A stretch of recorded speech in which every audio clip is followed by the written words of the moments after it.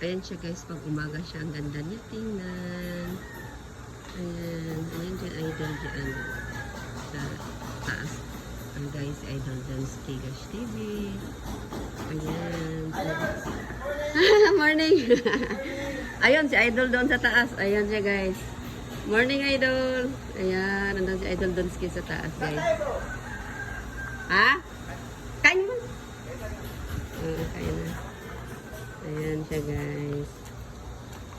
So, andito kami ngayon. Kakain muna kami. Andoon ang ano. Ang ganda lang dito guys. Ito kagabi kasi hindi masyadong kita, no? Ito siya, may dalawang duyan. Ayan siya, may upuan. Tapos tini guys, parang sala pa nila.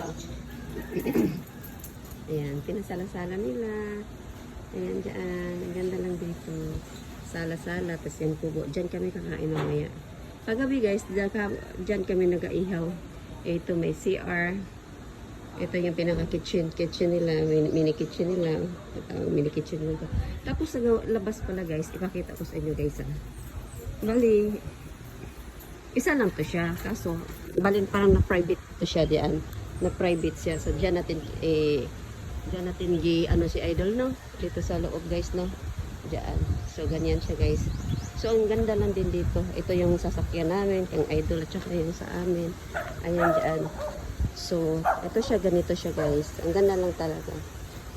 Ayan siya. Ayan, so mayroon din siya. Hi, sige, nandyan lang, dyan lang. Dyan lang. Ayan siya. So, ito ganito. Meron din siya may swimming pool din siya dito. May rooms din siya dyan. So, ito yung mga upuan nila. Ayan siya guys. So, ayan. Kung may mga party-party, diyan nila i-ano. So, may basketball court pa sila dito, no?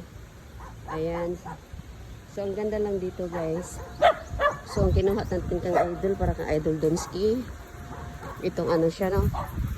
Bali, parang, tawag to, parang safe na ano din siya. Parang naging private siya guys. So, exclusive.